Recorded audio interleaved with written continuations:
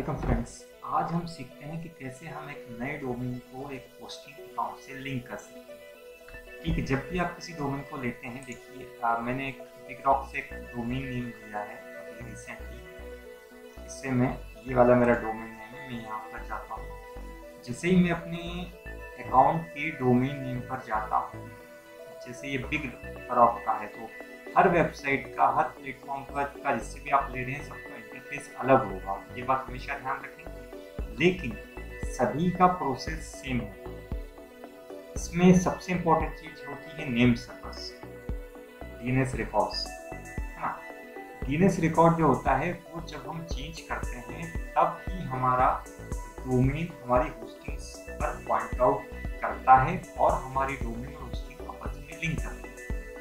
जैसा कि मैंने दूसरे वीडियोस में आपको बताया है कि सिर्फ डोमेन अकेला रन नहीं कर सकता है, वहाँ पर आप कुछ भी पोस्ट नहीं कर सकते, कुछ भी शो नहीं कर सकते हैं। अगर आप अपने डोमेन को किसी पर कुछ अगर वेबसाइट डालना चाहते हैं या कुछ ब्लॉग डालना चाहते हैं, तो उसके लिए आपको उसे होस्ट करना होगा। होस्टिंग सेम वेबसाइट से भी आप ले सकते हैं और होस्टिंग आप अलग वेबसाइट से भी ले सकते हैं। इस केस में आज मैं आपको समझा रहा हूँ कि अगर आपका डोमेन बिगरॉक पर है और आपको उसे और किसी वेबसाइट पर होस्ट करना है, लाइक मेरे पास अभी होस्टगेटर का अकाउंट है होस्टिंग का, तो मैं इस बिगरॉक वाले डोमेन को अपने होस्टगेटर वाली होस्टिंग से लिंक करने जा रहा हूँ। ठीक है, बिगरॉक पर मैं आया जहाँ पर मेरा डोमेन है। ठीक है, इस डोमेन को मैं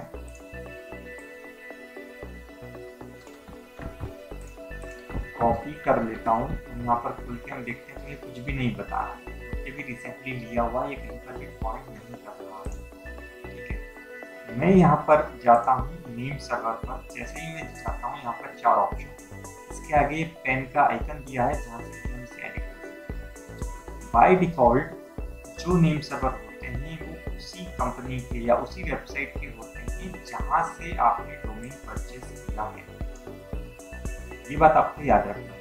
अगर आपने इसे चेंज नहीं किया तो ये उसी वेबसाइट पर पॉइंट आउट करता रहेगा, पॉइंट करता रहेगा। ठीक है, अभी हमें इसे चेंज करना है। हमें इसे जिस वेबसाइट से लिंक करना है, हम उसके नेम सर्वर को यहाँ पर लाते हैं। हमारे पास नेम सर्वर्स होते हैं इस वेबसाइट पे जिससे कि हमने होस्टिंग अकाउंट लिया है। ठीक है ना, ये हमारा नेम सर्वर है। हमने कॉपी किया, फर्स्ट वाला हमने पेंसिल आइकन पे क्लिक किया, एडिट का आइकन होता है, हमने यहाँ पेस्ट किया। वैसे ही सेकेंड नेम सर्वर हमने कॉपी किया और हमने इसे यहाँ पर पेस्ट कर दिया। नीचे के जो 2 हैं एक्स्ट्रा होते हैं, कभी कभी इन्हें हमें रिमूव कर देना चाहिए। नेम सर्वर हमेशा 2 होंगे और दोनों सेम ही होंगे, सिर्फ आगे जो नंबर लिखा होता है उसमें चेंज होगा। ठीक है, हमने ये यहाँ पर लिखने के बाद में अपडेट नेम सर्वर पर क्लिक कर दिया और हमारे नेम सर्वर हमने डाल दिए। यहाँ पर मैसेज आता है कि नेम सर्वर अपडेट होने में 24 से 2 आवर्स तक लगता है, लेकिन जनरली ये कुछ मिनट्स में ही अपडेट हो जाता है। अब जैसे आप देखेंगे यहाँ पर तो हमारे नए नेम सर्वर आ गए हैं, लेकिन इसे एक्टिव होने में कुछ समय लग सकता है। तो हम यहाँ पर डोमेन पर आके इसे रिफ्रेश करके देख सकते हैं, अभी सेम स्थिति है, कोई बात नहीं। इस बीच हम जाते हैं अपने होस्टिंग अकाउंट पर और हम अपने होस्टिंग अकाउंट ओपन करते हैं जहाँ से हमने होस्टिंग ले रखी है। अब हम इस होस्टिंग अकाउंट पर अपने इस डोमेन को लिंक करेंगे। देखिए, मैं आपको 2 बातें एक साथ बता रहा हूँ कैसे हम अपने डोमेन को होस्टिंग से लिंक करते हैं। इसमें सबसे पहला प्रोसेस है, एक स्टेप है डीएनएस को चेंज करना। ठीक है, उसके बाद में सेकंड स्टेप आता है डोमेन नेम को लिंक करना। जैसे ही आप अपने होस्टिंग सर्वर के अंदर सी पैनल में आते हैं, आप नीचे जाएंगे, आपको ऑप्शंस मिलेंगे। डोमेन वाला जो सेक्शन है, हमें क्या ऐड करना है, डोमेन ऐड करना है। इसलिए हम डायरेक्टली डोमेन्स पर जाएंगे। लेकिन ये मेरा मल्टीपल अकाउंट है जिसमें कि मल्टीपल डोमेन्स मैंने होस्ट किए हुए हैं, इसलिए मैं एड ऑन डोमेन्स पर जाऊँगा। अगर आपका सिंगल अकाउंट है तो आप सिर्फ डोमेन पर भी जाएंगे तो आपको यही पेज मिलेगा। ये देखिए मेरे सारे डोमेन्स यहाँ पर होस्ट हैं। अब अगर मुझे कोई नया डोमेन ऐड करना है तो मैं सिंपली इस डोमेन नेम को यहाँ से कॉपी करता हूँ और यहाँ न्यू डोमेन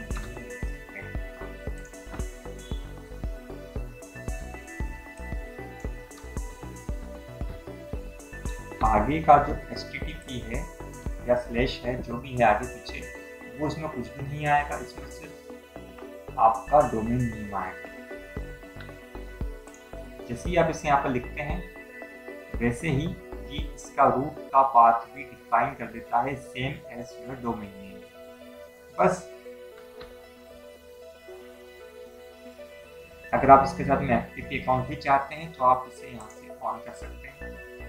अगर आप इसके साथ नहीं चाहते हैं तो आप इसे बंद भी कर सकते हैं। हम अभी सिंपल जा रहे हैं, सिंपल हमें सिर्फ डोमेन नेम ऐड करना सीखना है, इसलिए हमने डायरेक्टली इसे ऐड डोमेन पर क्लिक कर देना है।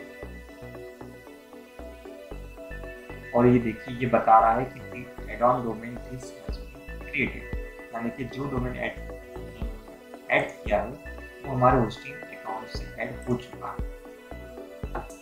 इसे देखने के लिए हम किसी भी ऑप्शन पर जा सकते हैं। मान लीजिए कि हमें मेल आईडी खोलना है, हम सिर्फ ये चेक करें ऐड हुआ है या नहीं। हम मेल पर गए, हम अगर कोई नया मेल बनाते हैं तो फिर हमसे डोमेन पूछता है, तो यहाँ पर डोमेन लिस्ट में हमारे जितने भी डोमेन हैं यहाँ पर हमारा ये वाला डोमेन आ जाना चाहिए। XYZ ये हमारा डोमेन नेम यहाँ पर आ गया। अभी फिर हम इसे रिफ्रेश करते हैं, लेकिन अभी ये हुआ नहीं है। कुछ ही समय बाद 5-10-15 मिनट बाद या फिर विदिन फ्यू आवर्स ये अपडेट हो जाएगा। जैसे ही नेम सर्वर को ये ले लेता है वैसे ही यहाँ पर जिस भी कंपनी की होस्टिंग आपने ऐड की है उसका पेज यहाँ पर शो होने लग जाता है।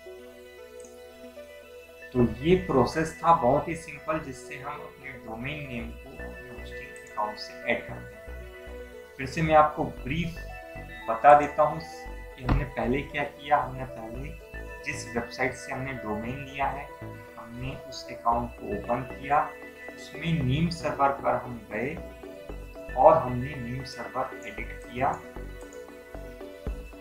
नीम सर्वर हमको कहाँ से मिलेगा? ये हमें मिलेगा उस अकाउंट से जिस अकाउंट से या जिस वेबसाइट से हमने अपनी होस्टिंग परचेज की है।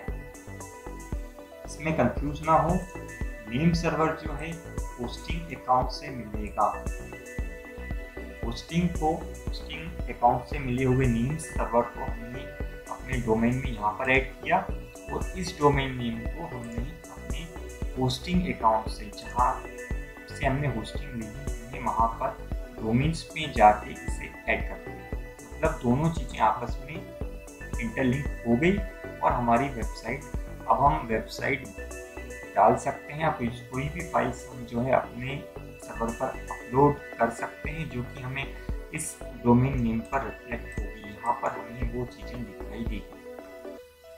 सो ये था आज का हमारा ट्यूटोरियल। बस मुझे तो इतना ही आता है, बाकी कुछ आपको पूछना हो तो अपने प्रोफेसर साहब से पूछिए। मैं तो चला, बाय बाय।